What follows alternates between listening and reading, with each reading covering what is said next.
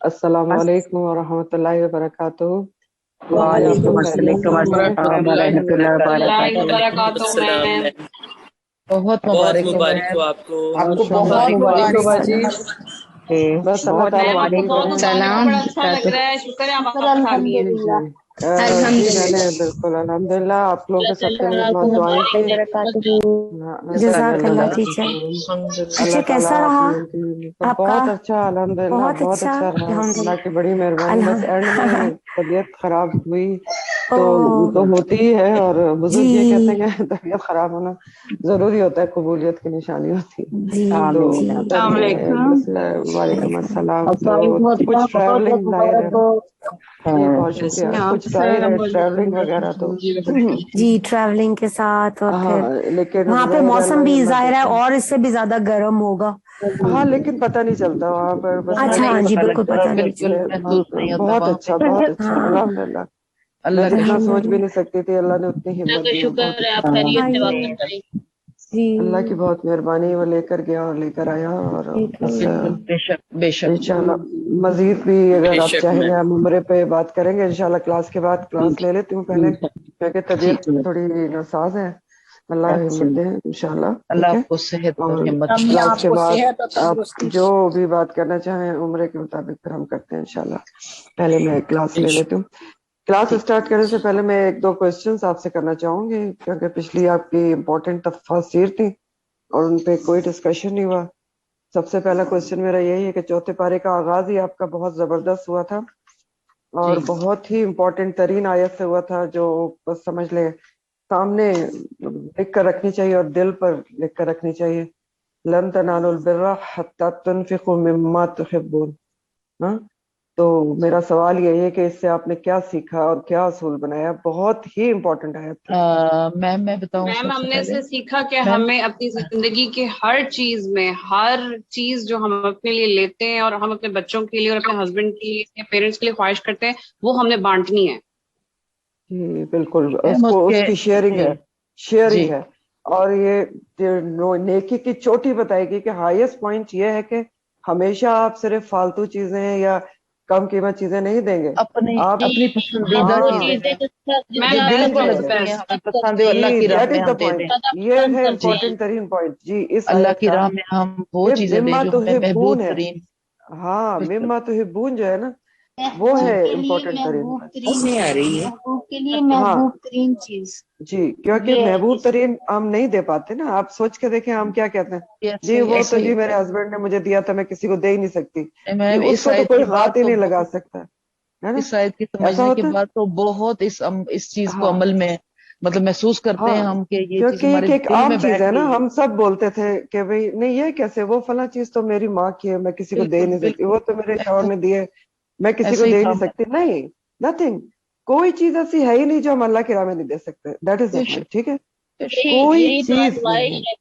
हाँ जी, मैम क्योंकि अल्लाह की मोहब्बत यही। सबसे आगे होगी तो हम मुसलमान हाँ होंगे। जी बिल्कुल, कोई चीज दुनिया में ऐसी नहीं है जो हम अल्लाह की राह में नहीं दे सकते। बस ये है टोटका, जान चीजों समेत। की मोहब्बत ने ही हम लोगों को जो है ना हाँ, गाफिल इवन किया हुआ जान था। समेत, जान दे देते हैं ना। आप देखें ना, बिल्कुल लोगों ने जाने नहीं दी क्या।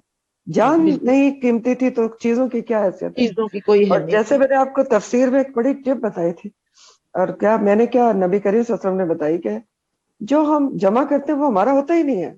बिल्कुल जो हम बक्सों में बंद कर करके रख रहे हैं, लॉकर से बंद करके, वो तो मुर्सा का है, हमारा किधर है वो। सोचे, हैं? सोचने की बात क्या है कि वो हमारा है ही नहीं। वो तो हमने वारिसों के लिए रख दिया है, और वारिस जो मर्जी करें, उसको बेच के यूरोप के टूर पे चले जाएं। हाँ हाँ, या आपके लिए कुछ करते हैं, या वो उसको बेच बाच के कहते हैं चलो जी मौज मस्ती करो। तो क्या है, हाँ, अपने लिए करें, अपने लिए। ठीक है ना। तो ये बहुत ही इंपॉर्टेंट आयत थी, तो इसलिए मैंने आज सोचा कि थोड़ा बहुत इस पर जरूर बातचीत करना चाहिए। हालांकि इस पे जितनी भी आप बात करें वो कम है। कि लन तनालू, तुम हरगिज पहुंच आपने ही नहीं कहा था सकते। कि जी बोले। आपने कहा था पल्ले से बांध लेने वाली आयत है बिल्कुल पल्ले से बांधने वाली है, और अब बांधी हमने और अल्हम्दुलिल्लाह। اس کو آپ ہماری یاد ٹیچر بھی نے کر سکتے ہو بہت آسانی سے یاد ہو جائے. میں نے تو ہاں یاد الحمدللہ مطلب سب کے لیے ہے کہ 4 سپارے کا سٹارٹ ہے اور اس ہاں آیت کو آپ بالکل یاد کر سکتے ہو بہت بالکل کر مطلب. سکتے ہیں. یہ اور تو پھر ویسے بھی یاد ہونی چاہیے کہ جی آپ میم یہ آپ اس زبان کے نے ساتھ پھر ہر وقت کا وہ احساس جو ہے نا وہ آپ کے ہاں ساتھ رہتا ہے جب بھی میم آپ نے یہ کوئی. بھی اس آیت سے یہ بھی ہمیں پتہ لگا تھا کہ جیسے آپ نے تفسیر بتائی کہ نہ صرف چیزیں بلکہ جو ہمارا ہاں کوالٹی بالکل ٹائم ہے وہ بھی ہم شابش اللہ بالکل کے لیے. تو یہ چیز میم بالکل اتنی کلک کی تھی نا دل کو کہ میں نے کہا ہاں سب سے پہلے بالکل تو ہے. یہی چیز ہے. جی دیکھیں نا تو تو یہ ہبون ہے مما تو ہبون. ہم کوئی ایک ہمارا ہر ٹائم ہوتا ہے جو ہم کہتے ہیں ہمارا جی لیجر ٹائم ہے. ہر اس ٹائم میں جو ہے میں ماں سے بات کرتی ہوں, اس ٹائم میں بچوں سے بات کرتی ہوں, بالکل اس ٹائم میں فلاں کام کرتی ہوں. دیٹ از وہ ٹائم کیا ہوتا ہے ہمارا, وہ بہت کوالٹی ہمارا ٹائم ہوتا ہے. ٹائم ہوتا ہے. مما تو ہبون ہوتا ہے وہ, ٹھیک ہے نا. یا اب ہم کہتے ہیں کہ وہ ٹائم میرا بہت ریلیکس ٹائم ہوتا ہے تو فلاں امپورٹنٹ کام جو ہے میں اس ٹائم میں کروں گی تاکہ کنسنٹریشن سے کر سکوں. تو وہ جو ٹائم ہوتا ہے وہ اللہ کی راہ میں لگانا, بے شک ٹھیک ہے, تب آپ انشاءاللہ نیکی کی چوٹی کو پہنچ سکتا ہے. ٹھیک ہے انشاءاللہ ٹھیک ہے. فالتو ٹائم قرآن کو دینا تو یہ تو کوئی بات ہی نہیں, قرآن کا حق ہی نہیں ادا ہوگا. سوچ کے دیکھیں نا, قرآن بالکل جیسی ایسے ہی. چیز کو اگر ہم پارٹ ٹائم رکھتے ہیں کہ ٹائم مل گیا تو ہم پڑھ لیں گے, ٹائم نہیں ملا کوئی اور مصروفیت آڑے آ گئی, سب سے پہلے قرآن چھوڑ دیا, تو اس کا مقصد ہے کہ پرائرٹی کیا, فرسٹ کیا, سیکنڈ کیا, تھرڈ پہ بھی نہیں ہے. سوچیں, سوچ کے دیکھیں نا, سوچ رہے میم ہیں وہ نا. سمجھ میں بھی نہیں آتا پھر تھک ہار کے ہاں جب ہم آپ سوچ کے دیکھیں. پچھلے دنوں بھی مجھ سے کسی نے یہ سوال کیا تھا, بلکہ وہاں کیا تھا کہ کیسے آپ قرآن کو پڑھا لیتی ہیں اور کیسے آپ الحمدللہ ماشاءاللہ اتنا. میں نے کہا دیکھیں ایک ٹپ ہے چھوٹی سی جو میں نے سیکھی ہے صرف, اور آپ کے ساتھ بھی وہ شیئر کر رہی. سمپل ٹپ ہے, جب تک قرآن کو آپ ٹاپ پرائرٹی پہ نہیں لائیں گے نہ قرآن آپ سیکھ سکتے نہ سکھا سکتے ہیں. بالکل یہ یاد رکھیں, ٹاپ پرائرٹی. ٹاپ پرائرٹی کا تو مقصد یہ کہ ہر نہیں چیز کہہ اس کے سیکنڈ ہے. قرآن ایوری تھنگ ہمیشہ از آن ڈر سیکنڈ ہونا پرائرٹی. چاہیے. ٹاپ پرائرٹی از قرآن. اگر آپ اس کو اچھے سے سیکھنا چاہتے ہیں یا سکھانا چاہتے ہیں, یہ ہے, تب اللہ تعالیٰ آپ کو چنیں گے, تب آپ سے یہ کام کیا جائے گا. جب آپ اس کو ٹاپ پرائرٹی پہ لائیں گے. اللہ تعالیٰ بہت غیور ہے نا, ان کو آپ کے پارٹ ٹائم کی ضرورت نہیں ہے. بے ٹھیک شک. ہے, ان کو آپ کا کوالٹی ٹائم چاہیے. ان کو آپ کا پارٹ ٹائم تھوڑی چاہیے کہ سب سے پہلے آپ کی دنیا کی فلاں چیز ہوگی تو میں نے سب سے پہلے قرآن چھوڑ دیا, فلاں مصروفیت ہوگی میں نے سب سے پہلے قرآن چھوڑ دیا. تو یہ تو نہیں ہے ٹاپ پرائرٹی. تو پھر اللہ تعالیٰ پھر آپ کو کیسے پرائرٹی پہ لے کر آپ کو موقع دیں گے کہ آپ یہ کام کریں, سیکھیں اور سکھائیں؟ نہیں ہو سکتا نا. ٹھیک ہے, تو یہ تو بہت ہی امپورٹنٹ پوائنٹ تھا اس میں جو جی سلمان نے ہائی لائٹ کیا, اللہ جزائے خیر تھا. ٹھیک ہے, ہاں اور اس کے اوپر مزید سوچیے گا آج کے ڈسکشن کے بعد کہ ہم نے کیا بات کی ہے اور اس میں کیا کیا چیزیں آتی ہیں مما تحبون کے اندر. پھر دیکھیں آگے جو اس کی بات کی گئی, ان اول بیت وضع للناس للذی ببکہ مبارکا وہدی للعالمین. یہ تو ساری آیات اتفاق سے ایسی جی ٹائملی میں نے پڑھائی اور پڑھی بھی اور پھر جا کے دیکھا بھی سب کچھ. تو اللہ کا بالکل کرم میں ہے, اس وقت بہت سوچ رہی تھی احسان یہ ہے. چیز جب آپ جی پڑھا رہی تھی. تو واقعی مقام ابراہیم کتنی دفعہ دیکھا ہے, لیکن پھر میں نے اس کو جاگ جاگ کے دیکھا, اور اس دفعہ رش نہیں تھا الحمدللہ. بہت ہی مزہ آیا کیونکہ عمرہ بھی انہوں نے ایپ کے اوپر رکھا ہوا ہے تو بالکل رش نہیں ہوتا تھا, اور بہت ہی آرام کے ساتھ بہت ہی سکون کا الحمدللہ. عمرہ تھا. اور الحمدللہ 3 عمرے کیا اللہ کے شکر سے. تو دیکھیں اس میں جو ہے نا مقام ابراہیم وہ واقعی ساری چیزیں جو ہیں, اور ومن دخل کان آمنا, ایسا امن ہوتا ہے. جب آ رہی تھی تو میں یہی اپنے ہسبینڈ سے بات کری کہ کیا ہم اتنے سکون میں تھے, کوئی دنیا داری کی فکر نہیں ہے, کچھ نہیں ہے, کھانا پینا فلانا نہیں آیا, فلانا نہیں گیا, نوکر آیا نہیں آیا, یہ ہے وہ ہے, کچھ نہیں, امن ہی امن ہے.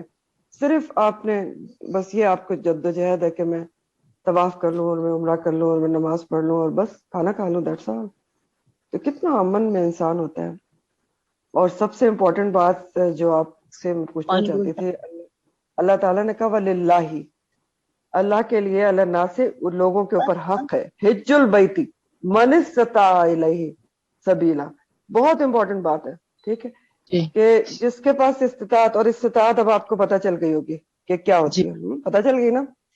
بالکل. تو جس کے پاس استطاعت ہے اگر وہ حج نہیں کرتا, لیٹ کر رہا ہے, تو اللہ تعالیٰ نے کہا ومن کفر فإن اللہ غنی عن العالمین. اور میں نے حدیث بھی آپ کو بتائی تھی اس کے اندر, کہ یہ بہت امپورٹنٹ ترین بات ہے کہ حج کو بلا وجہ ٹالنا استطاعت کے باوجود. اور ہمارے یہاں بہت ہی غلط رواج اور کانسیپٹ رائج ہیں کہ جی بیٹی کی شادی اور بیٹے کی شادی تو فلانا کام تو ڈمکانا کام، اور آخری کام کیا ہے؟ حج. اگر وہ بھی موقع مل گیا نا، نہ ملا تو پھر ویسے ہی روانہ ہو گئے. یہ غلط کانسیپٹ ہے. آپ وہاں جا کے دیکھیں نا کتنے ممالک ایسے ہیں جس سے ینگ لوگ آتے ہیں، اور جی بالکل. انڈونیشیا میں یہ کرائٹیریا ہے ینگ لڑکی کا شادی کا، اس کی کوالیفیکیشن ہے کہ اس نے حج کیا ہوا. سوچیں شادی سے پہلے حج کیا. بالکل جی. تو ہمارے یہاں کیا ہے، تو یہ بہت ہی قرآن آپ کے سامنے کہہ رہا ہے کہ جس کے پاس اطاعت ہے وہ کرے، اور ومن کفر فإن اللہ غنی عن العالمین، اللہ تعالیٰ کو اس کی کوئی پرواہ نہیں ہے. حدیث میں سنائی تھی نا کہ بے شک وہ نصرانی ہو کے مرے یا یہود ہو کے مرے، پھر اللہ کو کوئی پرواہ. تو استطاعت انسان کے پاس ہے، طبیعت ٹھیک ہے اس کی، تو اس کو چاہیے کہ فوراً حج کرنے کی تیاری کرے. یہ بہت امپورٹنٹ اور سیکھنے کی بات تھی. پھر آپ کی پچھلی تفسیر میں جو 3 امپورٹنٹ پوائنٹ تھے اور جن کا تعلق آج کی تفسیر سے میں ریکیپ کر دوں اس کو. بہت امپورٹنٹ ہدایات اللہ تعالیٰ نے یا ایھا الذین آمنو کو کی ہیں. کون ہوتے ہیں یا ایھا الذین آمنو؟ ہم سب. ہم ہی ہوتے ہیں جی. جی یا ایھا الذین آمنو اتقوا اللہ، اے لوگوں جو ایمان لائے ہو، اللہ کا تقوی اختیار کرو. کتنا تقوی اختیار کرو؟ کتنا ڈرو اللہ سے؟ حق کا تقاتے ہی، جیسا کہ حق ہے اس سے ڈرنے کا. کیسا حق ہے اللہ سے ڈرنے کا؟ سوچیں کتنا ڈرنا چاہیے، کتنا کوئی ڈرنا چاہیے. جو 1 منٹ میں اگر چاہے تو دنیا ابھی ایک زلزلہ آ کے منٹوں میں ختم ہو جائے، خدا نہ خواستہ. کیسا ڈرنا چاہیے اس سے، اور ہم کتنا ڈرتے ہیں، یہ بھی سوچنے کی بات. ہر لمحہ کا ڈر اللہ کے ڈر میں ہی گزرنا چاہیے. جی. اور ہر یہاں لمحہ. تک کہ موت آ جائے، وَلَا جی. تَمُوتَنَّ إِلَّا وَأَنْتُمْ مُسْلِمُونَ. مسلم. یہ سب باتیں کنیکٹڈ ہیں، اور آج کی تفسیر سے بھی اس کا تعلق ہے کہ اتنا ڈرو کہ مرتے دم تک اللہ کا تقوی، اللہ کی محبت دل پر غالب ہو، اور فرما بداری کی حالت میں مرو. موت بھی اس حالت میں ہے، زندگی بھی تقوی کی حالت میں گزرے، اور موت بھی کس حالت میں ہے؟ وَأَنْتُمْ مُسْلِمُونَ. اور وَاعْتَصِمُوا بِحَبْلِ اللَّهِ جَمِيعًا. یہ ہے سارا پوائنٹ کہ سارا اللہ کے تقوی کے ساتھ سب مل کے اللہ کی رسی یعنی قرآن کو مضبوطی سے پکڑو، اور تفرقے بازی نہ کرو. اگر یہ سب کرو گے تو کامیابی ہے نا. یہ بات ہے ساری جو امپورٹنٹ ترین بات ہے. چلیں آگے چلتے ہیں. مائکس آف کریں.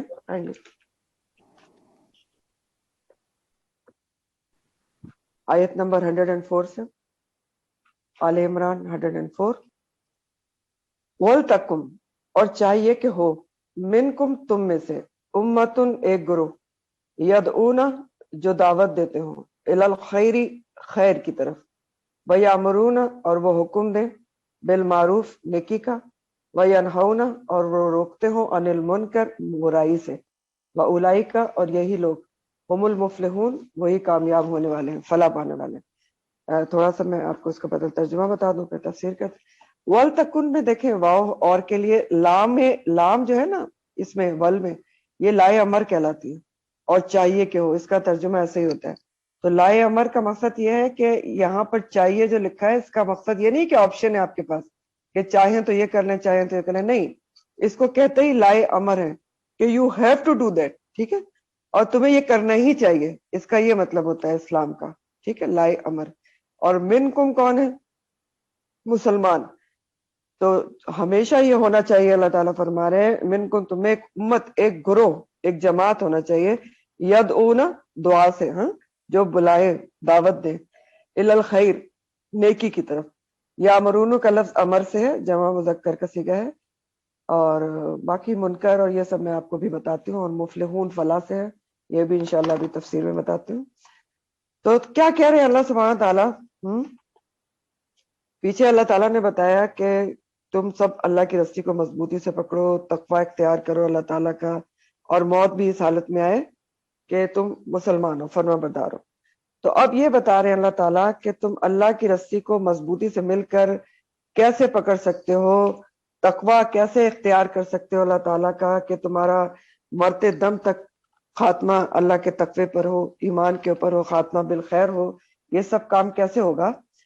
کہ جب تک تمہارے درمیان ایک امت، ایک گروہ ایسی موجود نہ ہو جو لوگوں کو خیر کی طرف بلاتی ہو. ٹھیک ہے، سمجھ رہے بات؟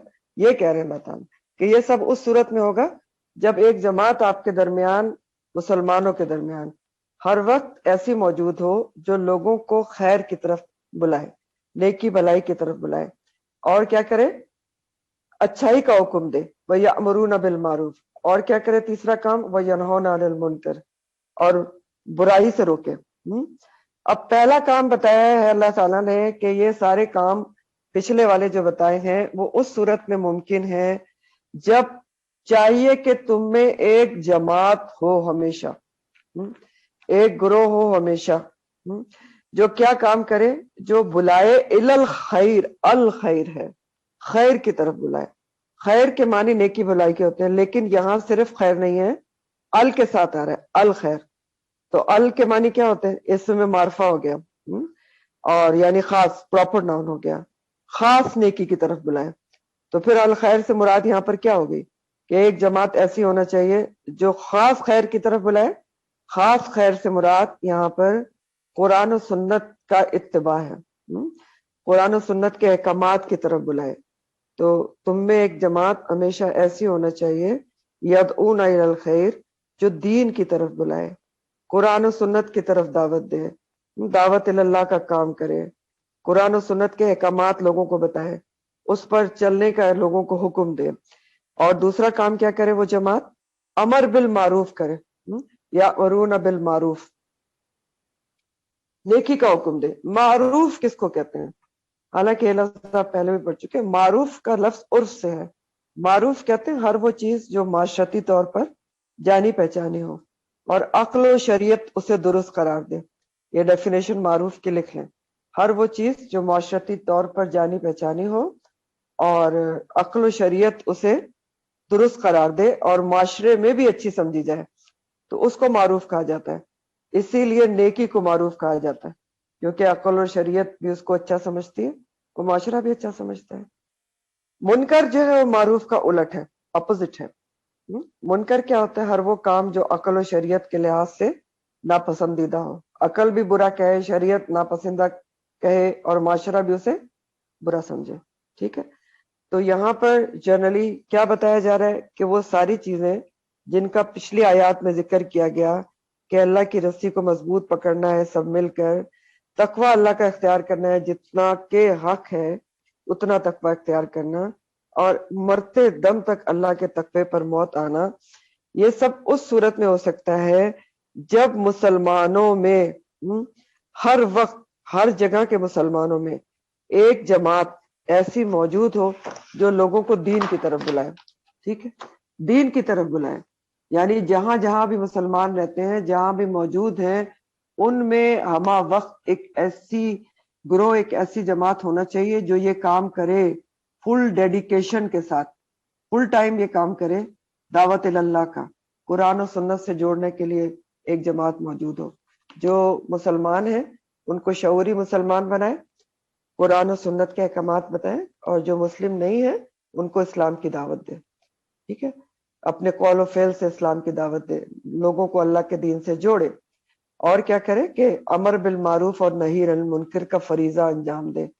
امر بالمعروف اور نہی عن المنکر کا جو فریضہ ہے نا، یہ جو امت مسلمہ ہے اس کی اجتماعی زندگی کا ایک اہم ترین ستون ہے، اہم ترین ستون ہے، اور اس فریضے کی قرآن و سنت میں بہت زیادہ تاکید آئی ہے، یعنی یہ ہم نے کرنا ہی کرنا ہے۔ ابھی اسی اگلی ہی تفسیر میں آپ پڑھیں گے سورہ آل عمران کی آیت نمبر 110 میں اللہ تعالیٰ نے فرمایا کنتم خیر امت اخرجت للناس تأمرون بالمعروف وتنہون عن المنکر، تم وہ امت ہو، اللہ تعالیٰ ہمیں کہہ رہے ہیں، جو بہترین امت ہو۔ لیکن بہترین کیوں ہو، خیرہ امت کیوں ہو؟ کیونکہ تم کو اٹھایا ہی گیا لوگوں کے لیے، لوگوں کے لیے پیدا کیا گیا تم کو، امت مسلمہ۔ اور تم کیا کرو گے؟ بہترین امت کب ہوگے؟ تأمرون بالمعروف، جب تم نیکی کا حکم دو گے اور برائی سے روکو گے۔ سوچیں، یہ ہماری پیدائش کا مقصد بتا رہے ہیں اللہ تعالیٰ، ہاں؟ اور ہم کیا کہتے ہیں؟ ہم کہتے ہیں کہ جی دوسرے کے پڈے میں ٹانگ نہیں اڑانا چاہیے، یہ اس کا پرسنل میٹر ہے، ٹھیک ہے؟ کوئی پرسنل میٹر نہیں ہے۔ تأمرون بالمعروف وتنہون عن المنکر ہر کسی کے اوپر فریضہ ہے، کرنا ہی کرنا ہے آپ نے۔ सूरह तौबा आयत नंबर 71 में आता है, तौबा 71 है, वल्मुमिनूना वल्मुमिनाती बादुहुम औलियाउ बाद तअमुरूना बिल मारूफ व तनहौना अनिल मुनकर। मोमिन मर्द और मोमिन औरतें, ये आयत जरा गौर तलब है, सिर्फ मोमिन मर्दों की बात नहीं है। मोमिन मर्द और औरतें एक दूसरे के दोस्त और मददगार हैं कि वो अच्छे कामों का हुक्म देते हैं और बुरे कामों से रोकते हैं। सूरह हज आयत नंबर 41 है, सूरह अल हज सॉरी आयत नंबर 41, तर्जुमा बताती हूँ आपको। ये सूरह हज की आयत नंबर 41 का तर्जुमा है। अल्लाह सुब्हानहू व तआला सच्चे मुसलमान का के बारे में कहते हैं, सच्चा मुसलमान, सच्चे मोमिन के बारे में, कि ये वो लोग हैं कि अगर हम उन्हें जमीन में बसाएं, जमीन पर खिलाफत दें, तो ये लोग नमाज कायम करेंगे, ज़कात देंगे और अच्छे कामों का हुक्म देंगे, बुरे कामों से रोकेंगे। ये सूरह हज 41 का तर्जुमा है।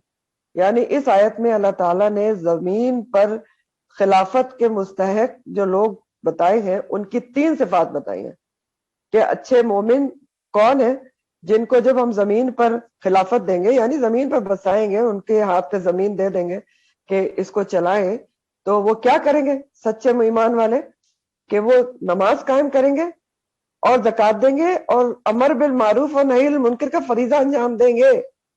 तो आप देखें इस आयत से हमें क्या पता चल रहा है कि जमीन के मुस्तहकीन में जो खिलाफत के मुस्तहकीन है, उनकी सिफात में 2 बड़े फराइज बताए गए, नमाज कायम करेंगे, ज़कात देंगे और उसके बाद तीसरा किसका जिक्र है, अमर बिल मारूफ और नही अनिल मुनकर का। तो इस वजह से, इस आयत की वजह से बहुत सारे उलमा ने ये इससे इस्तेमाल किया, ये मतलब निकाला है कि ये जो फरीजा है अमर बिल मारूफ और नही अनिल मुनकर का, ये मुसलमानों के ऊपर फर्ज ऐन है। उलमा कहते हैं फर्ज ऐन करार दिया उन्होंने। फर्ज ऐन क्या होता है? देखिए, एक फर्ज ऐन होता है एक काम, और एक फर्ज किफाया होता है। फर्ज ऐन का मतलब होता है कि ये हर किसी ने करना ही करना है, और फर्ज किफाया क्या होता है? किफायत से है, यानी अगर कुछ लोग एक जगह के कर लें तो सबकी तरफ से अदा हो जाता है, जैसे इतिकाफ होता है, जैसे किताल होता है। लेकिन इस आयत की वजह से कि ये जो मैंने आपको बताया कि यही कि अगर खिलाफत के मुस्तहकीन की जो सिफात अल्लाह ताला ने बताई, तो कई उलमा ने ये कहा कि ये जो फरीजा है अच्छाई का हुक्म देना और बुराई से रोकना, ये मुसलमानों के ऊपर फर्ज ऐन उन्होंने करार दिया है कि उनके मुताबिक हर मुसलमान को अपनी इस्तिदाद, सलाहियत, दीनी इल्म और काबिलियत के मुताबिक अपनी एबिलिटी, अपनी कैपेबिलिटी, अपनी तालीम, अपनी सलाहियत के मुताबिक किसी ना किसी लेवल पर इस फरीजे को अंजाम देना ही चाहिए, किसी न किसी लेवल पर अंजाम देना ही चाहिए। ये फर्ज ऐन इस तरह से होगा। और मुस्लिम की हदीस का मफहूम है कि आप सल्लल्लाहु अलैहि वसल्लम ने फरमाया, तुम में से जो शख्स बुराई को देखे तो उसे चाहिए कि उसको हाथ से रोके। हाथ से रोकने का मतलब ये नहीं कि मार पीट कर रोके, यानी पूरी एफर्ट से रोके, ये मतलब होता है। तो जो शख्स बुराई को देखे उसको चाहिए कि हाथ से रोके, अगर कुदरत नहीं रखता तो जबान से मना करे, अगर ये भी नहीं हो सके तो दिल में तो बुरा समझे, और ये ईमान का सबसे कमजोर दर्जा है। क्या समझे? बहुत इंपॉर्टेंट हदीस है ये भी।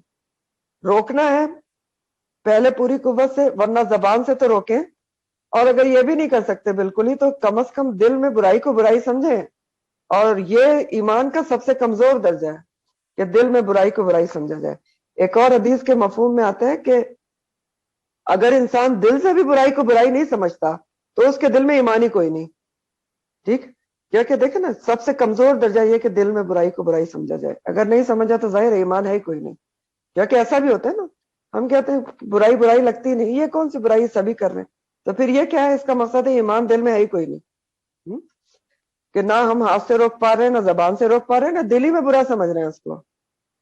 अगर हम कह रहे हैं कि ये तो आजकल का माशरा है और ऐसा ही हो रहा है, इसका मकसद है ईमान, तो फिर रुखसत हो चुका। आज की जो ये आयत है ना, बहुत इंपॉर्टेंट तरीन आयत है, याद रखिएगा। बुखारी के एक और हदीस का मफहूम है, आप सल्लल्लाहु अलैहि वसल्लम ने फरमाया, तुम में से हर एक राई है, निगरान है, कुल्लुकुम रायुन, तुम में से हर एक निगरान है, और उससे उसके मातहतों के बारे में सवाल होगा। बस अमीर अपनी रियाया पर निगरान है اور آدمی اپنے گھر والوں پر نگران ہے اور عورت اپنے شوہر کے گھر اور بچوں پر نگران ہے، بس تم میں سے ہر کوئی نگران ہے اور اس سے اس کی رعایا کے بارے میں سوال ہوگا۔ اب بتائیں اس حدیث سے ہمیں کیا پتہ چل رہا ہے؟ اس حدیث سے بھی کیا پتہ چل رہا ہے کہ ہر کسی کو کسی نہ کسی سطح پر اس فریضے کو نبھانا ہی ہے۔ یہ حدیث بھی یہی بتا رہی ہے نا کہ ہر کوئی نگران ہے اور اس نے یہ کام کرنا ہی ہے کیونکہ اس سے اس کی رعایا کا سوال ہوگا۔ تو اس حدیث اور سورہ توبہ کی جو آیت نمبر 71 میں نے آپ کو ابھی بتائی کہ والمومنون والمومنات، مومن مرد اور عورتیں دونوں ایک دوسرے کے مددگار ہیں کہ وہ کس میں مدد کرتے ہیں؟ اچھے کاموں کا حکم دیتے ہیں، برے کاموں سے روکتے ہیں۔ اور ابھی میں نے حدیث آپ کو کیا بتائی کہ عورت بھی اپنے شوہر کے گھر اور بچوں پر نگران ہے اور اس سے بھی سوال ہوگا۔ تو کیا پتہ چلتا ہے؟ کیا صرف یہ دعوت اللہ کا کام مردوں کے ذمہ ہے؟ کیا پتہ چل رہا ہے؟ نہیں، پوری ایکولی جو رسپانسبل ہیں عورتیں بھی ہیں۔ کوئی عورت اس فرض سے بری ذمہ نہیں ہے کہ اس نے یہ امر بالمعروف اور نہی عن المنکر نہیں کرنا، دین کی طرف دعوت نہیں دینی۔ ہاں کیپیسٹی ہے، مطلب ہر کسی نے کوئی ایک پروفیشنلی نہیں بھی دے سکے لیکن کسی نہ کسی لیول پر اس نے یہ کام کرنا ہے۔ ہاں، اور اگر آپ دیکھیں تو عورت پر یہ فریضہ زیادہ ذمہ داری ہے اس کے اوپر، اور عورت یہ فریضہ زیادہ اچھے طریقے سے نبھا سکتی ہے۔ کیوں؟ کیونکہ اچھائی برائی کی پہچان بچے کو کہاں سے شروع ہوتی ہے؟ ماں کی گود سے۔ ماں کے پاس سب سے پہلے اچھائی برائی سیکھتا ہے، آپ ہی تو سکھاتی ہیں پہلے۔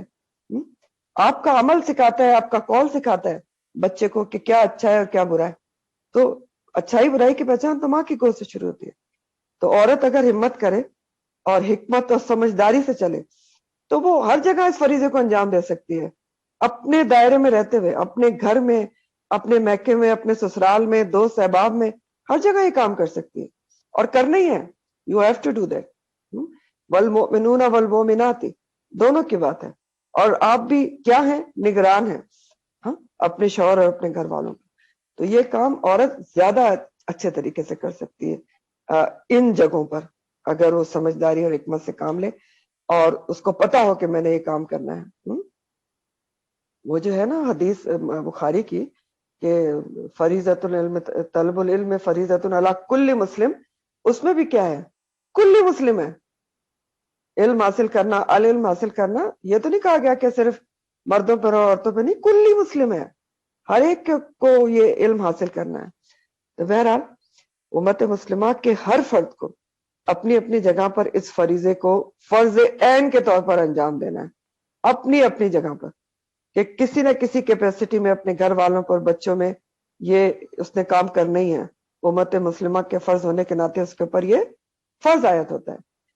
تو اس آیت میں اس فریضے کا ذکر فرض کفایہ کے طور پر کیا گیا ہے۔ ٹھیک ہے، آپ دیکھ رہے ہیں نا، میں نے آپ کو ابھی پہلے کیا بتایا کہ علماء نے ان دوسری جو میں نے آپ کو آیات بتائی اور احادیث، اس سے یہ استنباط کیا کہ یہ فرض عین ہے، اور ہے کیونکہ کسی نہ کسی کیپیسٹی میں فرض عین ہے۔ یہاں تک آپ کو سمجھ میں آ گئی بات۔ لیکن اس آیت میں جو بات کی گئی ہے وہ ایک خاص جماعت کی بات ہو رہی ہے اور فرض کفایہ کے طور پہ ہو رہی ہے کہ ولتکن، چاہیے کہ تم میں ایک خاص جماعت ہونا چاہیے، اسپیشل جماعت ہونا چاہیے جو بلاتے ہوں الی الخیر، خیر کی طرف، اور امر بالمعروف اور نہی عن المنکر کریں۔ یعنی اس سے ہمیں یہ پتہ چل رہا ہے کہ کسی نہ کسی کیپیسٹی میں تو ہر کسی نے کرنا ہے، فرض عین ہے، لیکن فرض کفایہ کے طور پر کس نے کرنا ہے؟ ایک اسپیشلسٹ کی جماعت ہونا چاہیے جس نے یہ کام اپنی زندگی کا مشن سمجھ کے کرے۔ تو یہ جس جماعت کا ذکر ہو رہا ہے اس میں کیا کوالٹیز ہونا چاہیے؟ جو خاص جماعت کا ذکر ہو رہا ہے نا، وَلَا تَكُن مِّنكُمْ أُمَّةٌ، تو وہ جماعت ایسی ہے نمبر 1 جو علوم شریعت کو جانتی ہو، جماعت جو علوم شریعت کو جانتی ہو۔ جماعت کوئی بھی ہو سکتی ہے نا، آپ کی 2-3 ٹیچرز بھی جماعت ہو سکتی ہے نا۔ تو یہ جماعت کون سی ہو؟ نمبر 1 جو علوم شریعت کو جانتے ہو، قرآن و حدیث پڑھا ہوا ہو۔ نمبر 2 وہ دعوت و تبلیغ کے آداب سے واقف ہو۔ نمبر 3 وہ اپنے آپ کو ڈیڈیکیٹ کریں۔ ٹھیک ہے، یہ جس جماعت کا ذکر ہے نا فرض کفایہ کے طور پہ، وہ ڈیڈیکیٹ کریں گے، پرائرٹی پر لائیں گے اپنے آپ کو اس کام کے لیے، فل ٹائم یہ کام کریں گے۔ تو یہ 3 خوبیاں اس جماعت میں ہونا چاہیے جس کا اللہ تعالیٰ ذکر کر رہے ہیں۔ वलतकुम मिनकुम उम्मतुन उम्मती यदऊना इलल खैर। तो ये ऐसी जमात होना चाहिए। तो ये वो जमात है। इन लोगों का काम क्या होगा? लोगों का रूहानी इलाज करना होगा। जिस तरह देखें हर मुआशरे में जिस्मानी इलाज के लिए डॉक्टर्स होते हैं ना, स्पेशलिस्ट होते हैं कि नहीं होते? एक आम डॉक्टर होते हैं, एक स्पेशलिस्ट होते हैं कि फला चीज का स्पेशलिस्ट है। तो इसी तरह जो आम डॉक्टर जिस्मानी डॉक्टर होते हैं वो लोगों को बीमार होने से बचाते हैं, उनका इलाज करते हैं, हलाकत से में जाने से अल्लाह के करम से बचाते हैं, ट्रीटमेंट करते हैं। तो इसी तरह ये जो जमात होगी ना, वो रूहानी तौर पर लोगों को रूहानी तकालीफ से, बुराइयों से बचाएगी। स्पेशलिस्ट की जमात होगी जो उलूम शरीयत को जानते हैं, दावत तबलीग के आदाब से, और स्पेशलिस्ट के तौर पर रूहानी बीमारियों से लोगों को बचाएंगे। ये इनका काम होगा। वाला तकुम मिनकुम उम्मतन, रूह को ठीक करेंगे, रूह की सेहत के जिम्मेदार होंगे और हलाकत से बचाएंगे, जहन्नुम के गड्ढे में गिरने से लोगों को बचाएंगे। दीन के स्पेशलिस्ट होंगे, रूह की बीमारियों के स्पेशलिस्ट होंगे ये लोग जिनका जिक्र किया जा रहा है। वला तकुम मिनकुम उम्मतुन यदऊना इलल खैर यामुरूना बिल मारूफ व यनहौना अनिल मुनकर करेंगे। तो ये स्पेशलिस्ट होंगे दीन के, जो न सिर्फ गैर मुस्लिमों को इस्लाम की दावत देंगे बल्कि मुसलमानों को भी शऊरी मुसलमान बनाएंगे, बुराई का उनमें मुसलमानों में से खात्मा करेंगे और नेकी का उनको हुक्म देंगे, नेकियों की तरफ रागिब करेंगे। तो ये जिस जमात का जिक्र हो रहा है ना, उस जमात का बाहिम्मत होना, मुसलमानों का खैर ख्वाह होना और नियत खालिस अल्लाह के लिए होना बहुत जरूरी है। ये तीनों बातें बहुत इंपॉर्टेंट तरीन है। मुसलमानों की खैर ख्वाही, दिल में बहुत ज्यादा बाहिम्मत और नियत खालिस अल्लाह के लिए। क्यों ये सब क्यों होना चाहिए? क्योंकि देखें ये जो राह है ना खैर की तरफ बुलाने की, बुराइयों से रोकने की, अच्छाइयों को हुक्म देने की, इसमें आपको बहुत बातें सुनना पड़ती हैं, बहुत मुखालफतों का सामना भी होता है, आप बहुत बुरे बनते हैं। सोच के देखें, आप जब किसी बुराई से रोकते हैं तो अगला आपको बहुत बुरा समझता है, कहते हैं पता नहीं ये तो इनको बहुत शौक है दूसरों को टोकने का। तो ये सब कुछ होता है। तो इसलिए ये जो काम है वही कर सकता है जिसकी नीयत खालिस अल्लाह के लिए हो, कि मैंने तो ये काम करना ही है, अल्लाह की खातिर करना है, लोगों को बुराई से बचाना। बेशक मैं बुरी बन जाऊं, सो व्हाट, ठीक है ना। अगर मैं किसी को बुराई से रोकती हूँ, लोग मुझे बुरा समझते हैं तो समझे, लेकिन मैं ये काम क्यों कर रही हूँ? मुझे लोगों में अच्छा बुरा थोड़ी बनना है, मुझे क्या अल्लाह के सामने सुरखरू बनना है। तो मुझे तो अल्लाह की तरफ बुलाना है, बुराई से रोकना भी है, टोकना भी है, चाहे कोई बुरा बना रहा है या अच्छा बना रहा है। हाँ? और सिंसियरिटी कि हर किसी को मैंने जहन्नुम के गड्ढे में गिरने से बचाना है और इसका अजर मुझे अल्लाह सुब्हानहू तआला देंगे। और सब्र तहम्मुल बहुत होना जरूरी है। फ्लेयर अप नहीं होना कि अगर आपने किसी ने आपको जवाब दे दिया, किसी ने आपको कुछ कह दिया कि आप अपना काम करें, तो आप आगे से ये नहीं कि लड़ने पड़ जाएंगे, उसके गले पड़ जाएंगे, नहीं, सब्र तहम्मुल। फिर हिकमत आना बहुत जरूरी है।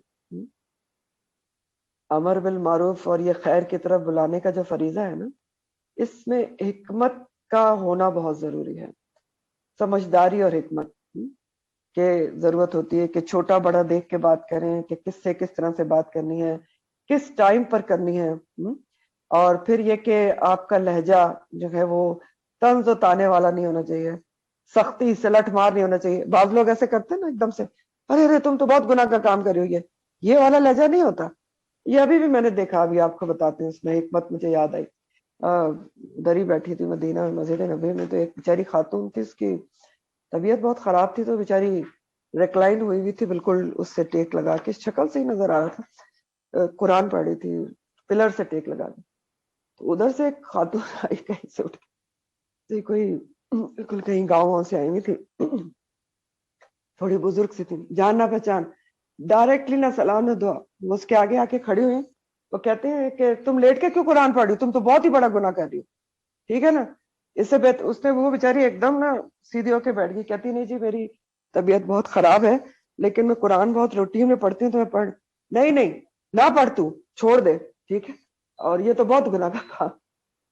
वो सब हैरान परेशान।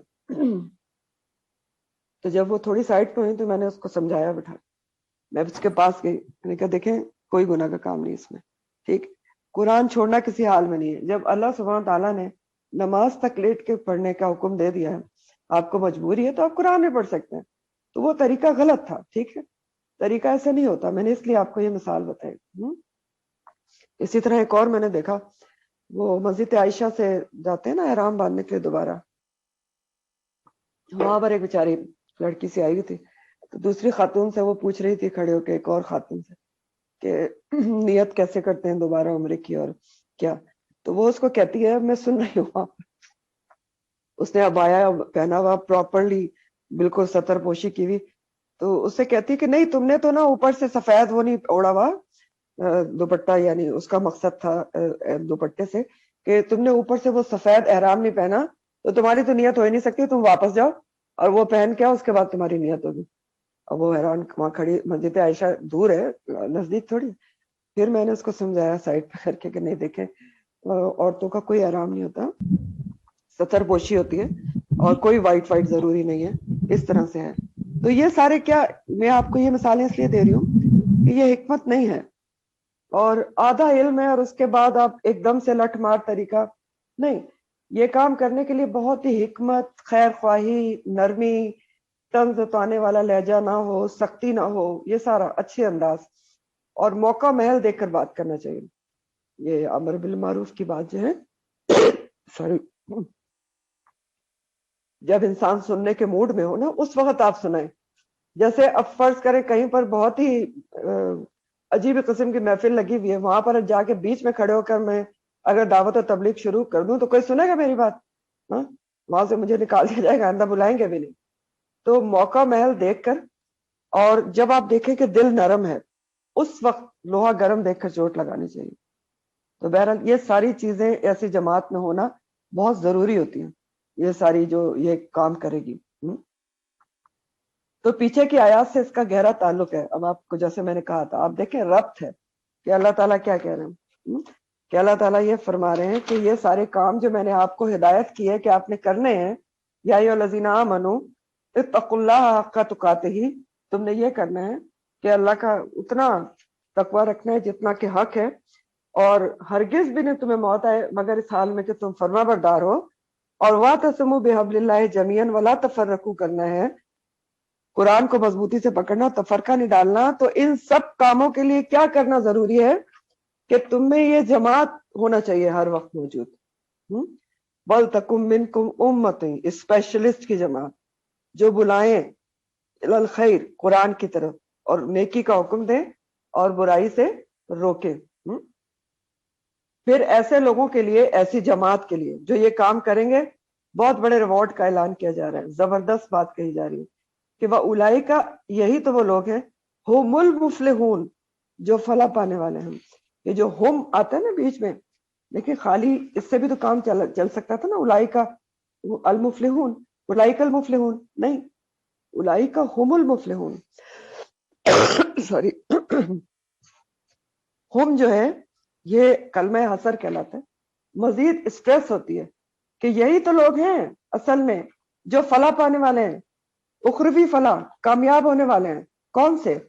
جو یہ جماعت جو یہ کام کرے گی, پہلے خود علم حاصل کرے گی, پھر لوگوں کو سکھائے گی, یدعون الی الخیر کرے گی, نیکی کا حکم دے گی, برائی سے روکے گی. فلاح کیا ہوتی ہے؟ حقیقی کامیابی, کہ انسان جہنم سے بچ کر جنت میں چلا جائے. فلاح کے معنی آپ پہلے پڑھ چکے ہیں, بہت خوبصورت معنی ہے. مفلحون کا جو روٹ ہے, فلاح کے لفظی معنی میں 3 چیزیں ہوتی ہیں. فلاح, پھاڑنا, کامیابی اور بقا. ٹھیک ہے, اور عربی میں کسان کو فلاح کہتے ہیں. کیوں؟ کیونکہ دیکھیں پہلے وہ زمین کو پھاڑتا ہے, ٹھیک ہے, پھر اس سے فصل نکلتی ہے جس سے اس کو کامیابی حاصل ہوتی ہے, اور پھر اسی فصل پہ اس کی بقا ہوتی ہے. ٹھیک ہے, تو یہ لوگ کیوں مفلحون ہیں جو خیر کی طرف بلائیں گے؟ کیونکہ انہوں نے محنت کی, پہلے انہوں نے بہت زیادہ محنت کی, خود زمین کو پھاڑا, محنت کیا, اپنے علم حاصل کیا, اس کے بعد وہ فریضہ انجام دے رہے ہیں جس کے لیے ان کو پیدا کیا گیا. لوگوں کو بھی بہت خیر خواہی کے ساتھ بچا رہے جہنم سے, تو ظاہر ہے کامیاب ہوں گے. اور اسی کامیابی کے ساتھ ان کی ہمیشہ کی زندگی کی بقا ہے, کہ ہمیشہ کی زندگی میں فلاح پا گئے ہوں. اور اصل فلاح تو ہے ہی ہمیشہ کی زندگی نا، آخرت کی فلاح تو ہم المفلحون ہیں، فلاح پانے والے، کیونکہ انہوں نے امت مسلمہ ہونے کے ناطے جو فرض ان پر عائد تھا انہوں نے پورا کر دیا، نہ صرف خود بچے بلکہ لوگوں کو بھی جہنم سے بچایا. ٹھیک ہے، تو امر بالمعروف کے سلسلے میں ایک حدیث کا مفہوم ہے، اور یہ اس کی ترمذی کی حدیث ہے کہ سب سے بہتر لوگ وہ ہیں جو سب سے زیادہ نیکی کا حکم دیں اور سب سے زیادہ برائی سے روکنے والے ہوں، اللہ کا تقوی رکھنے والے ہوں اور لوگوں سے زیادہ تعلق جوڑنے والے ہوں. اب دیکھیں کیا کیا بتایا گیا، سب سے بہتر لوگ کون ہیں؟ سب سے زیادہ نیکی کا حکم دینے والے، سب سے زیادہ برائی سے روکنے والے، اور لوگوں سے تعلق جوڑنے اور تقوی رکھنے والے. تو کیا پتہ چل رہا ہے آیت سے بھی حدیثوں سے بھی کہ صرف نیکی کرنا جو ہے کافی نہیں ہے، برائی سے روکنا بھی بہت ضروری ہے، اور صرف خود نیکی کرنا کافی نہیں ہے بلکہ دوسروں کو امر بالمعروف یأمرون بالمعروف ینہون عن المنکر اجتماعی طور پہ بھی کرنا بہت ضروری ہے. دیکھیں میں نے کہا کہ صرف نیکی کرنا کافی نہیں، برائی کو روکنا ضروری ہے، کیونکہ دیکھیں جب تک برائی معاشرے میں روکی نہ جائے نا تو نیکی اثر ہی نہیں کرتی نا. اور پھر مجموعی طور پر اجتماعی طور پر کیوں یہ کام ضروری ہے؟ کیونکہ جب تک آپ اجتماعی طور پر نہیں کریں گے تو آپ امت مسلمہ ہونے کا فرض نبھا ہی نہیں رہے، کیونکہ ایک مسلمان خود غرض تھوڑی ہوتا ہے کہ وہ صرف خود جو ہے نیکی کرے اور خود جہنم سے بچ جائے، دوسرے باڑ میں جائے. ایسے نہیں ہو سکتا. مسلمان ہمیشہ وہ ہے جو اپنے ساتھ ساتھ دوسروں کو بچائے گا، یدعون الی الخیر کرے گا، یأمرون بالمعروف وینہون عن المنکر کرے گا. اسی لیے تو کہا گیا نا اولئک هم المفلحون ہے. دیکھیں امر بالمعروف کے بارے میں مجھے ایک لمبی چوڑی حدیث ہے، وہ بھی میں آپ کو ایک چھوٹا سا اس کا خلاصہ بتاتی ہوں کہ نبی کریم صلی اللہ علیہ وسلم نے امر بالمعروف اور نہی عن المنکر کی مثال ایک کشتی سے دی. ایک 2 منزلہ کشتی ہے، ٹھیک ہے، ڈبل سٹوری ہے. اب اس میں کچھ لوگ اوپر ہیں کچھ لوگ نیچے ہیں. اب نیچے والے کیا کرتے ہیں کہ وہ کشتی میں سوراخ کرنا شروع کر دیتے ہیں، ٹھیک ہے. اب اوپر والے تو نہیں کر رہے، تو اوپر والے سوچیں کہ یہ نیچے والے کر رہے ہیں، یہ تو ان کا پرسنل میٹر ہے، تو میں ان کو کیا کروں، ہم آرام سے بیٹھتے ہیں. تو اب کیا ہوگا؟ اگر اوپر والے ان کو نہیں روکیں گے، خود تو نہیں کر رہے وہ سوراخ، لیکن روکتے نہیں ان کو، تو جب نیچے والے کشتی میں سوراخ کریں گے تو کیا اوپر والے بچ جائیں گے؟ بتائیں، نہیں بچیں گے نا. کشتی میں پانی بھرے گا تو کیا ہوگا؟ سب کے سب ڈوبیں گے نا. یہ بڑی زبردست مثال دی ہے نبی کریم صلی اللہ علیہ وسلم نے، یہ حدیث کا مفہوم ہے سارا. تو جب نیچے والے سوراخ کریں گے اوپر والے ساتھ میں ڈوبیں گے، سب کے سب ڈوبیں گے. تو اس لیے ایک دوسرے کو برائی سے روکنا اور نیکی کا حکم دینا یہ بھی ایکولی امپورٹنٹ ہے کہ جتنا خود رکنا اور نیکی کرنا ضروری ہے. سمجھ رہے ہیں بات کو؟ یہ نہیں سمجھ رہے؟ کوشش کر رہی ہوں کہ آپ کے دل میں یہ باتیں اتریں، کیونکہ بہت امپورٹنٹ آیت ہے، بہت ہی امپورٹنٹ آیات ہیں آج کی، جس سے ہمارا بہت ہی سمجھنے سے تعلق رکھتی ہے. اگر کہیں سے نہیں سمجھ آ رہی تو آپ پوچھ سکتے ہیں. تو بہرحال یہ فریضہ بہت ضروری فریضہ ہے جو ہر کسی نے انجام دینا ہے.